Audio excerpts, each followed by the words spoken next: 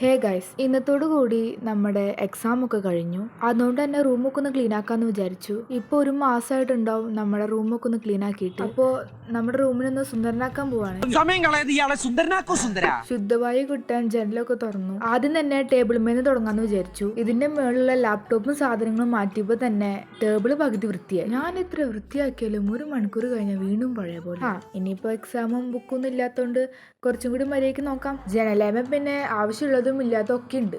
ജനലവിടെ കിട്ടെ. ഞാൻ ടേബിൾ തുറന്നപ്പോഴാണ് ആ ഞെട്ടിക്കുന്ന സത്യങ്ങളൊക്കെ. വെറുതെ ഞാൻ ബുക്കിന്റെ ചട്ടയൊക്കെ പറിച്ചു വെച്ചു. അത് മാത്രല്ല, ഞാൻ പണ്ടെങ്ങോ തിന്നിട്ട് സ്നിക്കേഴ്സിന്റെ കവർ വരെ ഇതിന്റെ ഉള്ളിലുണ്ട്.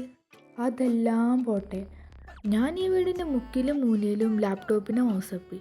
പക്ഷെ അവിടൊന്നും കാണാത്ത മൗസ് ദാണ്ട്ര ടേബിളിൻ്റെ ഉള്ളിൽ. പിന്നെ എടുത്തു പറയേണ്ട കാര്യമാണല്ലോ, ഉറങ്ങാനുള്ളത് കൊണ്ട് മാത്രം ഈ ഒരു മാസക്കാലം ഞാൻ കട്ടിൽ വിരിച്ചു. സമയത്ത് കട്ടിൽ വിരിച്ചിടാനും എനിക്ക് മടി. പരീക്ഷ കഴിഞ്ഞിട്ടുണ്ടെന്ന് തോന്നുന്നു. പണിയെടുക്കാൻ വല്ലാത്ത ഇൻട്രസ്റ്റ്. അതൊക്കെ പറഞ്ഞു കഴിഞ്ഞപ്പോഴേക്കും നമ്മുടെ കട്ടിലൊക്കെ അപ്പോഴാണ് ആ വീണ്ടും ഞെട്ടിക്കണ വാർത്ത ഞാൻ മനസ്സിലാക്കി. അലമാരിയും കൂടി വൃത്തിയാക്കാനുണ്ട്. പിന്നെ ഒന്നും നോക്കിയില്ല, അലമാരിന്ന് ഡ്രസ്സൊക്കെ എടുത്ത് പുറത്തേക്ക് ഇട്ടു. മടക്കി വീണ്ടും അലമാരി തന്നെ കയറ്റി. ഇനിയിപ്പോ കുറച്ച് പണിയോട് ബാക്കിയുള്ളൂ. ആവശ്യമില്ലാത്ത സാധനമൊക്കെ താഴത്തേക്ക് ഇട്ടുകൊണ്ട് തന്നെ അതൊക്കെ അടിച്ചു വാരി.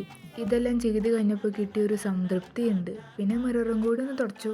ഇപ്പൊ ഏകദേശം എല്ലാ കാര്യവും ഓക്കെ എന്ന് തോന്നുന്നു. അപ്പൊ അത്രയ്ക്കൊക്കെ ഉള്ളൂ. Bye guys.